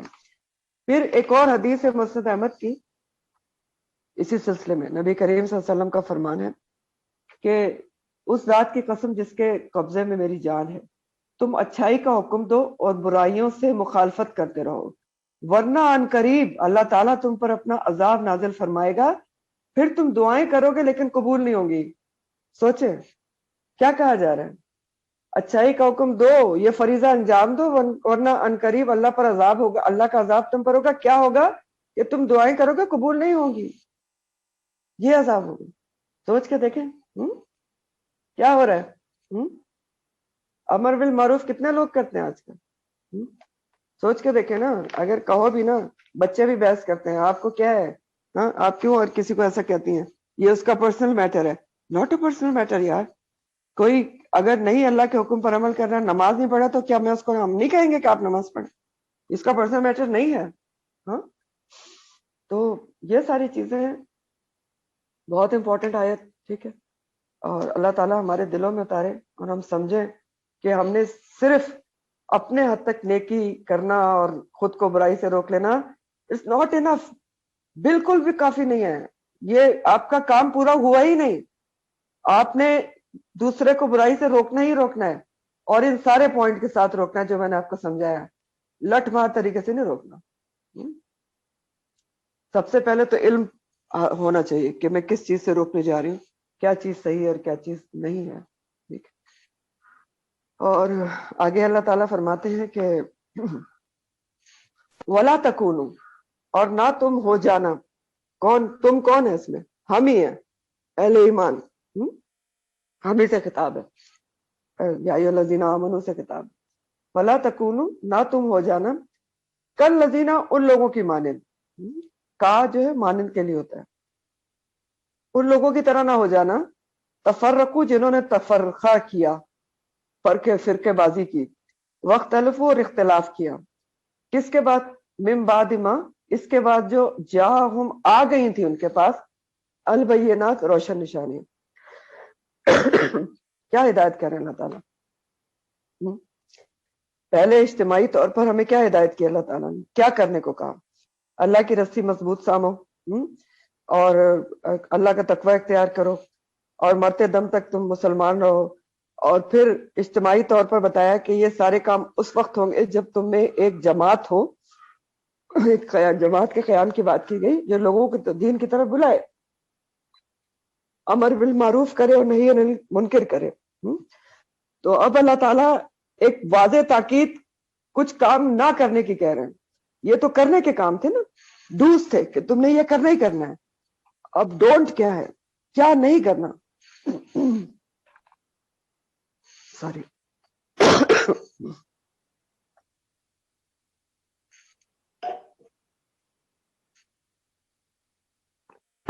کیا نہیں کرنا؟ ان لوگوں کی طرح نہیں ہو جانا جنہوں نے تفرقے بازی کی. نمبر 2 کیا کیا؟ اختلاف کیا. یہ دونوں کام کب کیے؟ جبکہ ان کے پاس روشن نشانیاں، روشن احکامات اللہ تعالیٰ کے پہنچ چکے تھے. تو یہاں مانند ان لوگوں کے کس سے مراد ہے؟ کالذین، ان لوگوں کی طرح نہ ہو جانا. اشارہ اہل کتاب کی طرف ہے. خطاب تو ہم ہی سے ہے نا، اہل ایمان سے، کہ تم ان لوگوں کی طرح نہ ہو جانا جنہوں نے تفرقہ بازی کی اور اختلاف کیا، اس کے بعد کہ ان کے پاس بینات آ چکی تھی، اللہ تعالیٰ کے روشن احکامات آ چکے تھے. تو کالذین کون ہے؟ اشارہ اہل کتاب کی طرف ہے، جنہوں نے واضح نشانیاں آنے کے باوجود، اللہ تعالیٰ کے واضح احکامات آنے کے باوجود جو ہے وہ دین میں اختلافات کیے، جھگڑے کیے، تفرقہ بازی کی. آپ دیکھیں نا یہود اور نصارہ نے کیا کیا کیا، آپ پڑھ چکے ہیں نا. وہ اچھی طرح جانتے تھے نا کہ اللہ کی کتاب کیا کہتی ہے، تورات کے احکامات کو بھی جانتے تھے، لیکن اس میں انہوں نے تحریف کر دی، خود کو نہیں بدل دیا، کتاب خود کو نہیں بدلا، کتاب بدلنے کی کوشش میں لگے رہے. ٹھیک ہے. پھر کیا کیا؟ باہم اختلافات بھی کیے. ٹھیک ہے. یہود نصارہ کی آپس میں بھی جنگ، اور پھر مزید نصارہ میں بھی فرقے اور یہود میں بھی فرقے. تو یہ ساری چیزیں کرتے رہے، اور ہر فرقہ اپنے آپ کو صحیح اور دوسرے کو غلط سمجھتا رہا. تو اس لیے اللہ تعالیٰ یہاں پر امت مسلمہ کو واضح ہدایت کرنا کہ تم ایسا نہ کرنا. ٹھیک ہے. تمہیں جو میں نے ہدایت کی ہے تم اس پہ قائم رہنا. وَاعْتَصِمُوا بِحَبْلِ اللَّهِ جَمِيعًا وَلَا تَكُونُوا كَالَّذِينَ تَفَرَّقُوا وَاخْتَلَفُوا. واضح ہدایت کر رہے ہیں اللہ تعالیٰ کہ تم مسلمانوں تفرقے بازی میں نہ پڑنا، اختلافات میں نہ پڑنا. اس کے بعد کہ تمہارے پاس بینات آ چکی ہیں، قرآن و حدیث تمہارے پاس موجود ہے، تم اس کے اوپر چلنا، تفرقے بازی میں نہ پڑنا، فرقہ واریت میں نہ پڑنا. تو قرآن و حدیث میں بار بار اس بات کی ہدایت آتی ہے کہ تم فرقہ واریت میں نہ پڑنا، چھوٹے چھوٹے مسائل میں پڑھ کے ایک دوسرے سے نفرت نہ کرنا، فروعی مسائل میں نہ الجھنا. ترمذی کی حدیث کا مفہوم ہے، نبی کریم صلی اللہ علیہ وسلم نے فرمایا کہ یہود جو ہیں ان کے 72 فرقے بڑھیں گے، یہود جو ہیں 71 فرقوں میں بٹیں گے، اور یہ نصارہ 72 فرقوں میں بٹ گئے، اور میری امت 73 فرقوں میں بٹ جائے گی، جن میں سے ایک فرقے کے سوا سب دوست کی ہوں گے. صحابہ کرام اجمعین نے کہا کہ یا رسول اللہ صلی اللہ علیہ وسلم یہ نجات پانے والا فرقہ کون سا ہوگا؟ تو آپ نے فرمایا ما انا علیہ و اصحابہ، کہ وہ جس کا جو اس طریقے پر ہوگا جس کے پر میں ہوں اور میرے صحابہ ہیں. یعنی وہ فرقہ جو میرے طریقے پہ چلے گا اور میرے اصحاب کے طریقے پہ چلے گا وہ ہے نجات پانے والا فرقہ. تو اس حدیث کے مطابق صحیح فرقہ کون ہے جو نجات پائے گا؟ جو نبی کریم صلی اللہ علیہ وسلم کے طریقے پہ چلے گا, آپ کے صحابہ کے طریقے پہ چلے گا, اس پر عمل کرتا ہوں. تو صحابہ کرام اجمعین جو تھے ان کا کیا فرقہ تھا؟ کوئی فرقہ تھا ان کا کیا؟ کوئی فرقہ نہیں تھا ان کا. آپ نے ایک لفظ سنا ہوگا نا, اہل سنت والجماعت. ایک اور حدیث میں بھی آتا ہے کہ جو فرقہ کامیاب ہے وہ ہے اہل سنت والجماعت کا. تو آج اہل سنت والجماعت کے معنی بھی آپ سمجھ لیں. اہل سنت والجماعت کس کو کہتے ہیں؟ جو چاروں امام ہیں نا ہمارے, امام شافعی, امام مالک, امام ابو حنیفہ اور امام احمد بن حنبل, ان سب کو جو فالو کرنے والے ہیں نا فرقے, ان سب کو ملا کے اہل سنت والجماعت کہا جاتا ہے. چاروں اماموں کو جو مانتا ہے, کسی کو بھی مانتا ہے, کسی بھی امام کو مانتا ہے, وہ چاروں صحیح ہیں. ٹھیک ہے, چاہے کوئی شافعی ہے, چاہے مالکی ہے, چاہے امام احمد بن حنبل کے کہنے پہ چل رہا ہے یا امام ابو حنیفہ کے کہنے پہ چل رہا ہے, وہ سب کیا ہیں؟ اہل سنت والجماعت ان کو کہا جاتا ہے. تو جس طریقے کو بھی, چاہے آپ ابو حنیفہ کے حنفی ہیں, چاہے شافعی ہیں, یا آپ اہل سنت والجماعت میں شامل ہیں, چاروں اماموں کے طریقے صحیح ہیں. چاروں اماموں نے نہایت خلوص اور محنت سے دین کی باتیں لوگوں کو بتائی ہیں. لیکن ہوا یہ کہ بعد میں لوگوں نے اماموں کی باتوں میں بھی تبدیلیاں کر لی ہیں, خود ساختہ بنا لیے کہ جی حنفی میں ایسا ہوتا ہے اور ایسا ہوتا ہے, چاہے بے شک نہیں بھی ہوتا ہے. اور یہ بھی کیوں ہوا؟ آدھے علم کی وجہ سے, یہ لا علمی کی وجہ سے. ورنہ چاروں اماموں کا طریقہ جو ہے نا صحیح ہے. اور یہ بھی ضروری نہیں ہوتا کہ آپ کسی ایک ہی امام کو فالو کریں.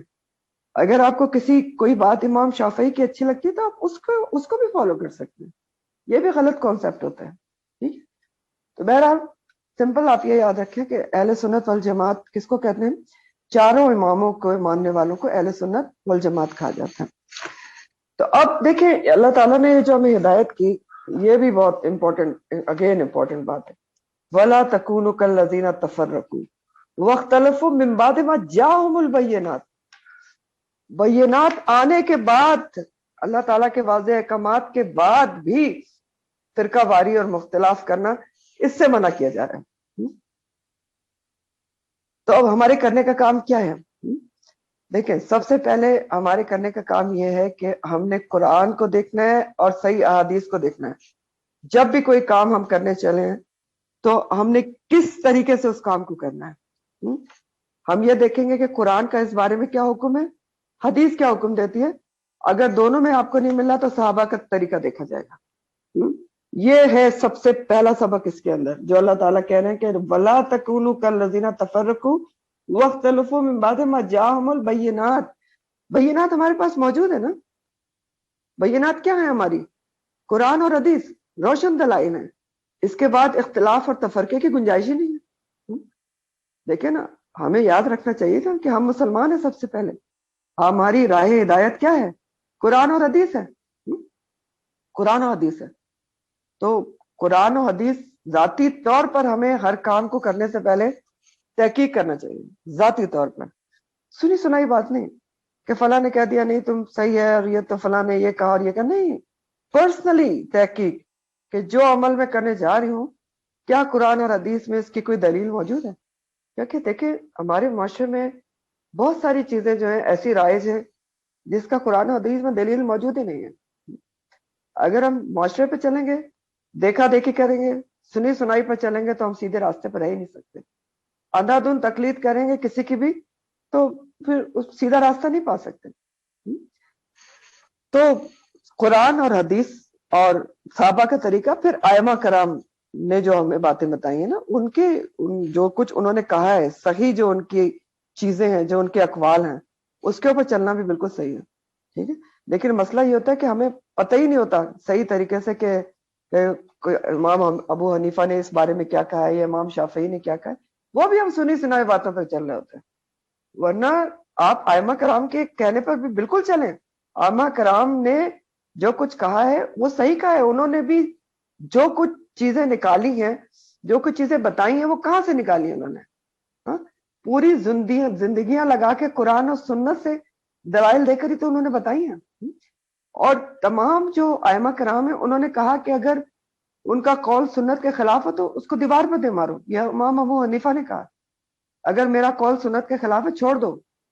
اگر امام شافعی کہتے ہیں کہ میرا قول سنت کے خلاف ہے اس کو دیوار پہ دے مارو, تو ائمہ کرام کے کہنے پہ بھی چلا جا سکتا ہے, لیکن صحیح تو پتہ ہو نا ان کے. چلنا چاہیے, بلکہ کسی نہ کسی امام کو فالو کرنا چاہیے, کیونکہ انہوں نے ساری محنتیں کی ہیں, لیکن ان کے قول بھی صحیح پتہ ہو تب نا. انہوں نے بھی تو نبی کریم صلی اللہ علیہ وسلم کے طریقے اور قرآن سے ہی بتایا نا. امام ابو حنیفہ کا ایک اور قول ہے, وہ کہتے ہیں امام ابو حنیفہ کہ لوگ اس وقت تک ہدایت پر قائم رہیں گے جب تک ان میں علم حدیث حاصل کرنے والے موجود ہوں گے. یہ بھی بہت ضروری بات ہے. دیکھیں, جب حدیث کے بغیر دین کا علم حاصل کیا جائے گا تو بگاڑ پیدا ہوگا. یہ امام ابو حنیفہ کہہ رہے ہیں. ٹھیک ہے, تو اب دیکھیں کیا کتنی ضروری بات کریں. امام شافعی کہتے ہیں کہ جب حدیث مل جائے, صحیح حدیث مل جائے, تو وہی میرا مذہب ہے. امام احمد بن حنبل کہتے ہیں جس نے رسول اللہ صلی اللہ علیہ وسلم کی حدیث کو رد کر دیا ہلاکت کے کنارے پر کھڑا ہے. تو یہ ساری میں نے آپ کو کیوں بتائی ہیں کہ ائمہ کرام کو فالو کرنا کوئی غلط نہیں ہوتا, بالکل فالو کرنا چاہیے, کیونکہ انہوں نے بھی تو قرآن اور حدیث سے ہی استنباط کیا ہے نا. لیکن بات یہ ہے کہ ان کے بھی صحیح اقوال تو پتہ ہونا, تب آپ ان کو فالو کر سکتے ہیں. تو پتہ کریں سارے صحیح اقوال. تو یہ سارا کچھ ہے, قرآن ہے, حدیث ہے, صحابہ کرام کا طریقہ ہے, ائمہ کرام نے جو بتایا ہے ان کے قول ہیں اور ان کے طریقے ہیں. دوسری بات یہ ہے کہ آپ دیکھیں اختلاف آپس میں ہوتے ہیں, دین کے معاملے میں بھی ہو سکتا ہے, صحابہ کرام میں بھی ہوتا تھا, لیکن بات یہ ہوتی ہے کہ دین میں ایک اختلاف ہوتا ہے کہ اس وجہ سے ہے کہ ایک نے ایک حدیث کو لے لیا, ایک نے دوسرے نے دوسری حدیث کو لے لیا. اب یہ ہیلدی اختلاف ہوتا ہے اور آپ اس کو ہیلدی ڈیبیٹ کے ذریعے سالو کر سکتے ہیں نا. لیکن ایک دین میں اختلاف ہوتا ہے تعصب کی بنا پر, تعصب, انائیت, انا کی بنا پر, لا علمی کی بنا پر. تو ایسا اختلاف نہیں ہونا چاہیے. اختلاف کی ہمیشہ, یہ جو غلط اختلاف ہوتا ہے نا, اس کی ہمیشہ دو وجوہات ہوتی ہیں. ایک ہوتی ہے لا علمی, علم کا نہ ہونا, اور دوسرا ہوتی ہے علم کے باوجود ضد اور تعصب, انا. سمجھ رہے ہیں بات؟ تو یہ اس طرح کا جو اختلاف ہے نا تعصب اور ضد کی بنا پر, یہ مسلمانوں میں ہرگز نہیں ہونا چاہیے. اور ہم کیا دیکھتے ہیں افسوس کے ساتھ, ضد اور تعصب میں ہی تو اختلاف ہوتا ہے ہمارے. اتنا ہوتا ہے کہ فلاں فرقے کی فلاں مسجد ہے, اس میں ہم نماز نہیں پڑھ سکتے. میں مسلمان ہوں, مساجد ساری مسلمانوں کی ہیں, اللہ کا گھر ہے, لیکن ہم کہتے ہیں کہ نہیں جی فلاں میں تو وہ تو رفع یدین کرتے ہیں, ان کی مسجد میں نہیں جا سکتے. تو یہ کیا ہے؟ یہ تعصب ہے, ضد ہے, لا علمی ہے. ایسا تعصب مسلمانوں کو منع ہے. یہی تو اللہ تعالیٰ کہہ رہے ہیں, وَلَا تَكُونُوا كَالَّذِينَ تَفَرَّقُوا وَاخْتَلَفُوا مِن بَعْدِ مَا جَاءَهُمُ الْبَيِّنَاتُ. یہ نہیں ہونا چاہیے. ابو داؤد کی حدیث کا مفہوم ہے, نبی کریم صلی اللہ علیہ وسلم نے فرمایا تم آپس میں اختلاف نہ کرو ورنہ تمہارے دل مختلف ہو جائیں گے. یہ بھی دیکھیں آپ صلی اللہ علیہ وسلم نے کتنی بڑی حقیقت بتائی. آپس میں اختلاف کرو گے تو تمہارے دل مختلف ہو جائیں گے. میں نے خود دیکھا ہے دل مختلف ہو جاتے, اتنی آپس میں نفرت کرتے ہیں. ہم ان کے ساتھ میں بات نہیں کرتا کیونکہ وہ تو فلانی فرقے سے تعلق رکھتے ہیں. حد ہے کہ نہیں ہے؟ اور آگے وعید اتنی سخت بتائی جا رہی ہے ایسے لوگوں کے لیے کہ وہ اولئک لہم عذاب عظیم, اور یہی وہ لوگ ہیں جن کے لیے بہت بڑا عذاب ہے. کون سے لوگ, کس کے لیے عذاب بتایا جا رہا ہے؟ ایسے لوگ جو حق واضح ہونے کے باوجود, روشن احکامات آپ کے پاس ہونے کے باوجود, قرآن و سنت ہونے کے باوجود ضد میں, تعصب میں تفرقہ بازی کرتے ہیں, اختلافات کرتے ہیں. سوچ دیکھیں نا پیچھے سے تعلق ہے وعید کا. اولئک لہم عذاب عظیم کس کے لیے کہا جا رہا ہے؟ جنہوں نے تفرقہ بازی کی اور اختلافات کیا, اس کے باوجود کہ بینات موجود ہیں, قرآن و سنت موجود ہے, اس کے باوجود. پھر اللہ تعالیٰ فرماتے ہیں کہ یوم تبیض وجوہ وتسود وجوہ, جس دن روشن ہوں گے کچھ چہرے اور سیاہ ہوں گے کچھ چہرے. یوم قیامت کا ذکر ہے, اور اس میں تبیض کا جو ورڈ ہے نا, اس کا روٹ بیدا ہے, بی با یہ اور دوات, بیدا عربی میں انڈے کو کہتے ہیں، ٹھیک ہے، اور ابیت عربی میں سفید رنگ کو کہتے ہیں، ٹھیک ہے. تو تب یدو اسی سے کیا ہے، مزار واحد مؤنث کا صیغہ ہے. تب یدو تا اس میں مؤنث کی ہے کیونکہ وجوہ کا ذکر ہے، ٹھیک ہے. تو تب یدو کے ڈائریکٹ معنی کیا ہوتے ہیں کہ وہ روشن ہوگی. اور تسودو کا جو لفظ ہے وہ سود اور اسود سے ہے. حجرہ اسود جس سے ہوتا ہے نا، سود کہتے ہیں کالے رنگ کو اور اسود کہتے ہیں بہت زیادہ کالے رنگ کو. تو یہ تسودو کا لفظ اس سے ہے، سود سے. اور تسودو بھی کیا ہے، تا اس میں مؤنث ہی ہے، مزار واحد مؤنث کا صیغہ ہے، مزار واحد مؤنث. تو اللہ تعالیٰ فرما رہے ہیں کہ کچھ چہرے روز قیامت روشن ہوں گے اور کچھ سیاہ ہوں گے. ٹھیک، دنیا میں جو کچھ کیا ہے لوگوں نے، اس کارگزاری کی ہے، جو اعمال کیے ہیں، اس کا اظہار چہروں سے ہو رہا ہوگا روز قیامت. یہ بتایا جا رہا ہے. یوما کیا ہے، روز قیامت ہے. دنیا میں بھی آپ دیکھیں نا، انسان کا چہرہ انسان کا کہ دل کا آئینہ دار ہوتا ہے نا. ساری دل کی باتیں چہرہ بتاتا ہے. آپ کسی سے بات کر رہے ہیں، اس کا چہرہ بتاتا ہے کہ وہ آپ سے کتنی محبت کرتا ہے، آپ کا کتنا احترام کرتا ہے یا کتنی نفرت کرتا ہے. سب کچھ چہرے پہ آ جاتا ہے. غور کر کے دیکھیں نا، آتا ہے کہ نہیں آتا؟ سب چہرہ بتا دیتا ہے کہ کیا کتنا کوئی محبت سے بات کر رہا ہے، کتنا صرف اوپری بات کر رہا ہے، کس کے دل میں کتنی نفرت ہے، کتنی محبت ہے. تو اسی طرح روز قیامت بھی جو کچھ انسان نے اعمال کیے وہ اس کا دل جانتا ہوگا نا، اور سب کچھ واضح ہو کر چہرے پر آ جائے گا. تو روز قیامت بھی قرآن و سنت پر عمل کرنے والے، جنہوں نے یہ سارے احکامات پر اللہ کے عمل کیا، واعتصموا بحبل اللہ جمیعا کیا، اللہ کا تقوی اختیار کیا، عمل صالح کرتے رہے، ان کے چہرے کیا ہوں گے؟ وجوہ یومئذ تبیض وجوہ ہوں گے، روشن ہوں گے، نورانی ہوں گے. متقی عمل صالح کرنے، قرآن پر چلنے والوں کے چہرے جو ہے وہ سفید، نورانی، مطمئن اور روشن ہوں گے. خاص طور پر پچھلی آیات کے کانٹیکس میں دیکھیں تو کس کے چہرے روشن ہوں گے؟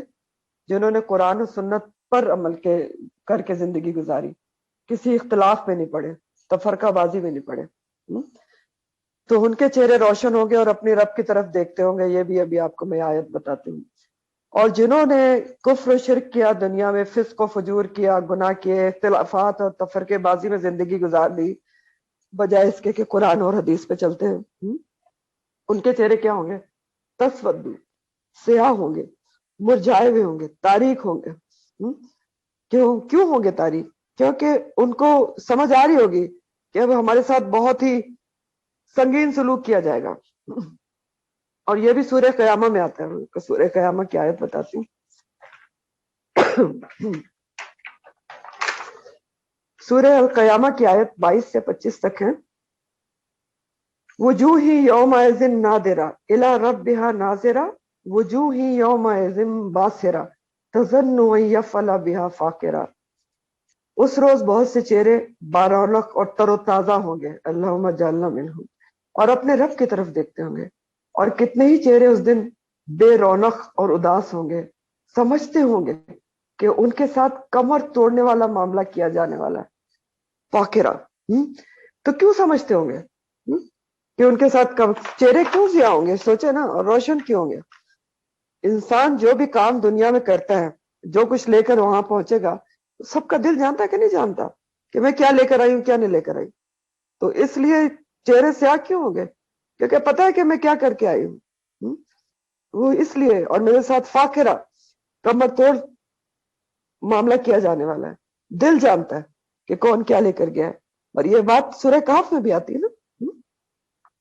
سورہ کہف میں بھی آتا ہے نا، وَوُضِعَ الْکِتَابُ فَتَرَى الْمُجْرِمِینَ مُشْفِقِینَ مِمَّا فِیہِ، اور کتاب رکھ دی جائے گی اور مجرمین جو ہیں وہ ڈرتے ہوں گے. کس سے؟ اس سے ڈرتے ہوں گے کہ کتاب میں جو کچھ لکھا ہوا ہے.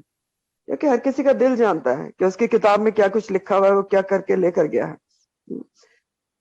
تو بہرحال کچھ چہرے اس دن روشن ہوں گے. اور کس کے چہرے روشن ہوں گے؟ جن کے دل بھی دنیا میں روشن اور صاف تھے، جن کے دلوں میں بغض، کینہ، نفرتیں لوگوں کے لیے نہیں تھیں، جن کے دل میں قرآن کی محبت تھی، جو قرآن کے اوپر چلتے رہے، قرآن کی محبت میں، جو نبی کی محبت میں، نبی کے طریقے پر چلتے رہے صلی اللہ علیہ وآلہ وسلم. جو اختلافات و تفرقے بازی سے دور رہے ان کے چہرے روشن ہوں گے ان آیات کے مطابق. تو اب یہاں پر ہمارے سوچنے کی بات ہے، سمجھنے کی بات ہے کہ روز قیامت روشن چہرہ والا بننے کے لیے ہمیں کیا کرنا ہوگا. یہی تو سمجھنا ہے ہم نے کہ ہم ان میں شامل ہوں انشاءاللہ یومان طبیعت وجوہ میں. تو کیا کرنا ہوگا؟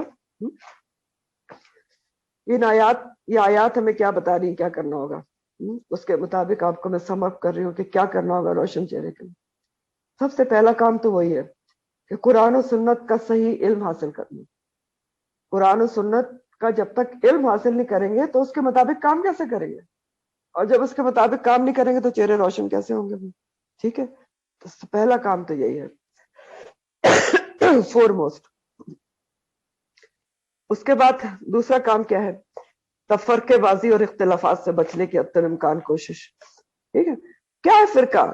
مجھے تو آج سے نہیں پتا کہ میرا فرقہ کون سا ہے. آنےسٹ ٹو گاڈ مجھے نہیں پتا کہ میرا فرقہ کون سا ہے. اہل سنت والجماعت ہے کیونکہ ہم قرآن و سنت پہ عمل کرتے ہیں سیدھا سیدھا، اور کچھ نہیں پتا. قرآن ہے، سنت ہے. تو تفرقے بازی سے کوشش کے ساتھ بچنا. اور کیا چیز ہے؟ دل صاف رکھنا. دل روشن رہے گا تو چہرے روشن رہیں گے. دلوں میں چھوٹی چھوٹی باتیں، یہی فروعی مسائل لے کر دلوں میں بغض رکھنا، یہ سب نہیں ہونا چاہیے کہ وہ فلاں فرقے سے، وہ فلاں فرقے سے، یہ سب نہیں. پھر کچھ اور باتیں ہیں دیکھیں جو چہرے کو روشن کرنے کا سبب بنے گی. دوسروں کی طرف سے دل کو پورے طریقے سے صاف رکھنا، دوسروں سے نیک گمان رکھنا. ہمیشہ آپ نیک گمانی رکھیں دوسرے کے ساتھ. ٹھیک ہے. اور اگلا پوائنٹ کیا ہے یہ چہرے روشن حاصل کرنے کے لیے؟ امید صرف اللہ سے لگائیں، بندوں سے نہ باندھیں. اور سب سے اگلا پوائنٹ جو ضروری پوائنٹ ہے کہ ہر کام اللہ کی خاطر کریں. ہر کام کس کے لیے کریں؟ اللہ کی خاطر. اور اللہ کی خاطر لوگوں کو معاف کرتے چلے جائیں. یہ ہیں سارے کرنے کے کام اگر چہرہ اس دن روشن چاہیے. ٹھیک ہے. دلوں کو صاف کرنا، بغض، حسد، بدگمانی لوگوں کی طرف سے نکالنی ہے. تو یہ جتنے پوائنٹس میں نے آپ کو بتایا نا، یہ آپس میں جڑے ہوئے ہیں. دوسروں سے نیک گمان، امیدیں صرف اللہ سے، اللہ کی خاطر لوگوں کو معاف کرنا. دیکھیں بات یہ ہوتی ہے، میں نے آپ کو کہا نا کہ لوگوں سے توقعات نہ رکھیں، امیدیں صرف اللہ سے رکھیں. کیوں؟ کیونکہ دیکھیں ساری بدگمانیاں کب پیدا ہوتی ہیں؟ جب آپ لوگوں سے توقعات رکھتے ہیں، وہ پوری نہیں ہوتی، ٹوٹتی ہیں، تو پھر کیا ہوتا ہے؟ توقعات ٹوٹتی ہیں تو پھر آپ غلط باتیں کرتے ہیں، فلاں سے اس نے میرے ساتھ یہ کیا، اس نے میرے ساتھ یہ کیا، وہ کیا، فلانا کیا. ایسا ہی ہوتا ہے نا. تو جب آپ توقعات لوگوں سے رکھیں گے نہیں، اللہ سے رکھیں گے، تو آپ کی نہ توقع لوگوں سے ہے نہ ٹوٹے گی. لوگوں سے توقعات رکھیں گے ہمیشہ ٹوٹیں گے، اللہ سے رکھیں گے کبھی بھی نہیں ٹوٹیں گے. ٹھیک ہے. تو دلوں کو صاف رکھنے کا سب سے بڑے ٹوٹکے جو میں نے آپ کو بتائے یہی ہیں. ہمیشہ دوسرے کی طرف سے نیک گمان، امید صرف اللہ سے، اللہ کی خاطر لوگوں کے ساتھ کام کرنا، اور اللہ کی خاطر لوگوں کو معاف کرنا. ٹھیک ہے. اللہ کی خاطر لوگوں کو معاف کرنا، یہ سارے کام ہیں، ورنہ دل آپ صاف رکھ نہیں سکتے. اچھا اب دوسری بات یہ کہ آپ کہیں کہ کبھی میرا زندگی میں کسی سے اختلاف نہیں ہوگا، ایسا بھی نہیں ہو سکتا. اختلافات ہوں گے، بدگمانی بھی ہو سکتی، کیونکہ شیطان عدو مبین ہے نا، اس کا کام ہی یہ ہے کہ وہ دلوں میں بدگمانی ڈالے، اور اس کے بعد پھر انسان بدگمان ہو کے پتہ نہیں کہاں سے کہاں تجسس اور پھر غیبت اور سب اس کی طرف جائے. تو اس کا علاج کیا ہے پھر؟ یہ ہو تو سکتا ہے اختلاف، تو آپ کیا کریں پھر؟ علاج یہی ہے جو میں نے آپ کو بتایا ہے کہ کبھی کسی کی طرف سے برا سوچا ہی نہیں کہ وہ غلط بھی کر سکتا ہے. مشکل کام ہے لیکن ذرا پریکٹس کی ضرورت ہوتی ہے. پھر دوسری بات یہ کہ اگر آپ کو بری لگ بھی جاتی ہے کسی کی بات، تو فوراً اللہ سے رجوع کریں کہ یا اللہ مجھے معاف کر دے، میرا دل صاف کر دے، مجھے بھی معاف کر دے اور اس کو بھی معاف کر دے. تو اب یہ کام مشکل ضرور ہے لیکن یہ ناممکن نہیں ہے. انسان کے نفس پر بھاری ہے صرف کہ معاف کیسے کر دوں. ہمارے ساتھ کوئی برا کرتا ہے تو کیا ہوتا ہے؟ نفس پر بھاری ہوتا ہے نا، معاف کیسے کر دوں، اس نے میرے ساتھ اتنا، میں نے تو یہ کیا، اس نے یوں کر دیا. تو مشکل ضرور ہے، اس لیے مشکل ہے کہ نفس پر بھاری ہے، لیکن کوئی ناممکن نہیں ہے. آپ لوگوں کو کیسے معاف کر سکتے ہیں؟ اس وقت صرف یہ سوچ لیا کریں کہ اللہ تعالیٰ مجھے کتنی دفعہ معاف کرتا ہے، میری کتنی خطاؤں کو معاف کرتا ہے، تو آپ معاف کر دیں گے، کوئی مشکل نہیں لگے گا آپ کو. آپ کو ایک واقعہ سناتی ہوں نا، ایک صحابی کا، مجھے ابھی ان کا نام نہیں یاد، لیکن ان کا یہ ہوا تھا کہ وہ صحابی ایک دن مجلس میں آئے تو نبی کریم صلی اللہ علیہ وسلم نے ان کو دیکھ کر صحابہ سے کہا کہ دیکھو وہ جنتی آدمی جا رہا ہے، تو جنت کی بشارت دی. تو صحابہ کو بڑی بے چینی ہوئی، تو ایک صحابی جو تھے وہ ان کے گھر مہمان چلے گئے کہ پتہ کروں کہ آخر نبی کریم صلی اللہ علیہ وسلم نے اس کو جنت کی بشارت کیوں دی ہے. تو 3 دن وہ ان کے گھر میں رہے، ان کو کوئی اسپیشل کام نظر ہی نہیں آیا. نمازیں پڑھتے تھے، قرآن پڑھتے تھے، ٹائم پہ سب کرتے ہیں، سو جاتے تھے، اٹھ جاتے. 3 دن کے بعد ان کا صبر جواب دے گیا تو انہوں نے پوچھ لیا، انہوں نے کہا آپ کے لیے نبی کریم صلی اللہ علیہ وسلم نے جنت کی بشارت دی ہے، تو آپ آخر ایسا کیا کام کرتے ہیں؟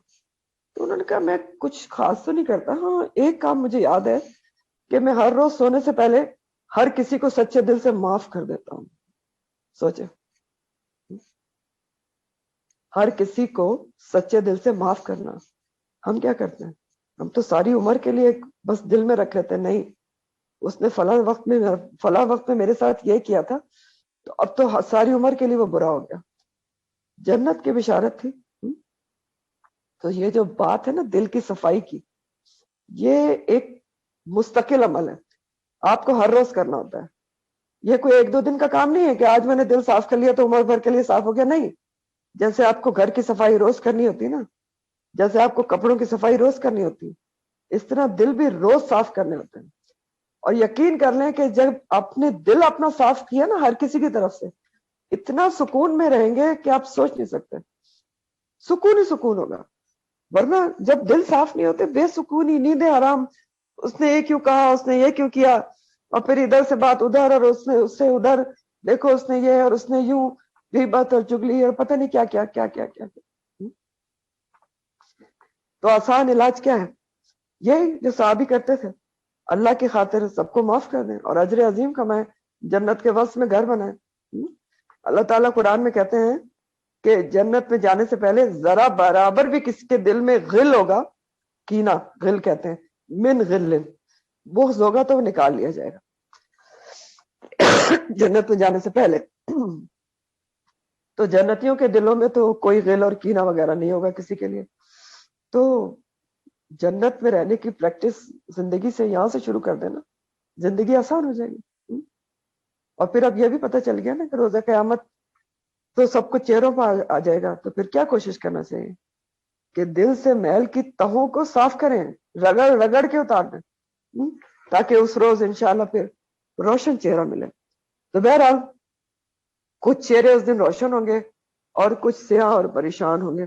یوم تبیض وجوہ وتسود وجوہ فاما الذین اسودت وجوہہم، تو رہے وہ لوگ اسودت سیاہ ہوئے وجوہہم چہرے جن کے. اسودت کا ورڈ بھی سود سے ہی ہے، ٹھیک ہے، اور یہ کیا ہے؟ یہ ماضی واحد مؤنث کا صیغہ ہے. تسودو کیا تھا؟ مضارع تھا، مؤنث بھی ہے، مضارع اور واحد تھا. اسودت کیا ہے؟ یہ ماضی ہے اور واحد مؤنث ہے، وہ سیاہ ہوا، ہوئی. تو اب کہا جا رہا ہے کہ پہلے ذکر کیا جا رہا ہے سیاہ چہروں کا، کہ جن کے چہرے سیاہ ہوں گے اس دن، پریشان حال ہوں گے. فَأَمَّا الَّذِينَ، تو رہے وہ لوگ سیاہ ہوئے وجوہہم چہرے جن کے، ان سے ایک سوال کیا جائے گا روز قیامت. جو پریشان حال ہوں گے، جو سمجھ رہے ہوں گے کہ ان کے ساتھ کمر توڑ معاملہ کیا جانے والا ہے، ان سے ایک سوال کیا جائے گا روز قیامت. اکفرتم، کیا کفر کیا تھا تم نے، بعد ایمانکم، اپنے ایمان کے بعد، فذوقوا، تو پس چکھو، عذاب کو، بما کنتم تکفرون، بوجہ اس کے جو تم کفر کرتے تھے. کن لوگوں سے یہ سوال کیا جائے گا؟ جن کے چہرے سیاہ ہوں گے، پریشان ہوں گے. کیا سوال کیا جائے گا کہ کیا تم نے کفر کیا تھا ایمان لانے کے بعد؟ تو بس اب جو تم کفر کرتے رہے اس کے بدلے میں عذاب کو چکھو. فذوقوا العذاب بما کنتم تکفرون. تو اب اس آیت کا کیا مطلب ہے؟ کہ کہا جا رہا ہے کہ جنہوں نے جو کفر کیا ایمان لانے کے بعد، یعنی مرتد ہو گئے، نہیں، صرف یہ مطلب نہیں ہے کہ ایمان لانے کے بعد جو ایمان سے پھر گئے مرتد ہو گئے، نہیں، بلکہ اس کا مطلب یہ بھی ہے کہ جنہوں نے علم آنے کے بعد، روشن نشانیاں آنے کے بعد اختلافات پیدا کیے، تفرقے بازی کی، جنہوں نے دین میں باطل باتیں شامل کر لی، اصل دین سے دور ہو گئے، وہ باتیں دین میں شامل کرنی جو دین کا حصہ تھی ہی نہیں. تو در حقیقت یہ جو یہاں کہا جا رہا ہے نا، یہ بہت سخت بات کی گئی ہے، بہت سخت بات کی گئی ہے کہ آپس کے اختلافات، تفرقہ بازی بھڑکانے والوں کو کفر سے تعبیر کیا گیا. اکفرتم بعد ایمانکم، یہ بہت سمجھنے سے تعلق رکھتی ہے بات. دیکھیں مختلف مفسرین کے مطابق یہاں جو کہا گیا نا کہ ان سے سوال کیا جائے گا جن کے چہرے سیاہ ہوں گے اس دن، کہ کیا کفر کیا تم نے ایمان کے بعد؟ ایمان والے تھے تم، لیکن پھر بھی تم نے کفر کیا. سمجھ رہے ہیں آپ بات کو؟ تو اب چکھو عذاب کو بما کنتم تکفرون، اس وجہ سے جو تم نے کفر کیا، انکار کیا. کفر کیا ہوتا ہے؟ انکار کرنا. تو اس کو سمجھنے کی کوشش کریں. اکفرتم بعد ایمانکم، ایک مطلب کیا ہوا کہ ایمان لانے کے بعد مرتد ہو گیا. دوسرا مطلب کیا ہوا؟ ایمان لانے کے بعد بھی اللہ کی آیات کا، احکامات کا انکار کیا، تفرقے بازی کی، اختلافات کیے. تو مختلف مفسرین کے مطابق یہاں بما کنتم تکفرون میں کئی کیٹیگریز شامل ہیں. یہود اور نصارہ جنہوں نے نبی کریم صلی اللہ علیہ وسلم کا انکار کیا، مرتدین جیسے میں نے آپ کو بتایا کہ ایمان لانے کے بعد کفر میں پلٹ گئے، منافقین عملی کفر کیا نا، انکار کیا، فاسقین جو اللہ کے حدود سے نکل گئے، اور بدعتی، یہ سب مفسرین کے مطابق اس میں شامل ہیں جن کے چہرے سیاہ ہوں گے. کیونکہ بدعتی کیا کرتا ہے؟ وہ بھی تو انکار کرتا ہے نا، بما کنتم تکفرون، اللہ کے اور نبی کریم صلی اللہ علیہ وسلم کے احکامات کا انکار کرتا ہے. فاسقین کون ہوتے ہیں؟ اللہ کے احکامات کا انکار کرتے ہیں، اللہ کے احکامات سے باہر نکل جاتے ہیں. تو یہ سب اس وعید میں شامل ہیں. تو یہ بہت سخت بات ہے اگر آپ اس کو سوچیں. اکفرتم بعد ایمانکم میں، تو اب چکھو عذاب کو. تو یہ ساری جو کیٹیگریز ہیں وہ اس میں شامل ہیں.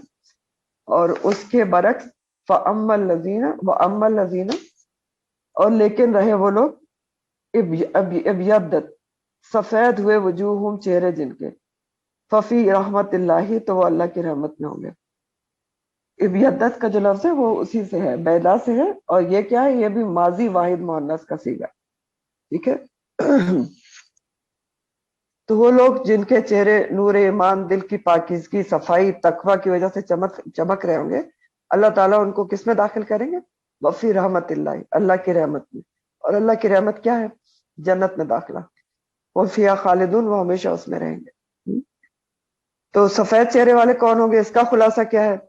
جنہوں نے ایمان کو دل سے قبول کیا اور اس پر جم گئے. والذین قالوا ربنا اللہ ثم استقاموا، جنہوں نے کہا رب ہمارا اللہ، پھر اسی پر جم گئے. پوری زندگی صرف جنہوں نے اللہ کے کہنے پر عمل کیا، اللہ کی خاطر ہر کام کیا، قرآن اور سنت پر عمل کیا، جنہوں نے عمل صالح شرائط کے ساتھ کیے، جو اختلافات اور فرقہ واریت سے دور رہے، جنہوں نے اللہ کی رسی کو مضبوط تھاما، اور جن کی موت ایمان پر آئی، یہ سارے لوگ جو ہیں ان کے چہرے روشن ہوں گے. اللہم جعلنا منہم. تو تلک آیات اللہ، یہ ہے اللہ کی آیات. نتلوہا، ہم پڑھ رہے ہیں اس کو. نتلو کا لفظ تلا یتلو سے ہے، ہم پڑھ رہے ہیں ان کو، علیہ کا، آپ کے اوپر، بالحق، حق کے ساتھ. اللہ تعالیٰ کا خطاب نبی کریم صلی اللہ علیہ وسلم سے کہ ہم ان آیات کو آپ کے اوپر پڑھ رہے ہیں حق کے ساتھ. یعنی جو کچھ ہم بتا رہے ہیں قیامت کے بارے میں وہ حق ہے، سچی بات ہے، کوئی مذاق نہیں ہے کہ کچھ چہرے اس دن روشن ہوں گے اور کچھ چہرے سیاہ ہوں گے. اور سب کچھ اللہ تعالیٰ نے واضح کر دیا، کتاب اور رسول بھیج کر سیدھا راستہ بتا دیا.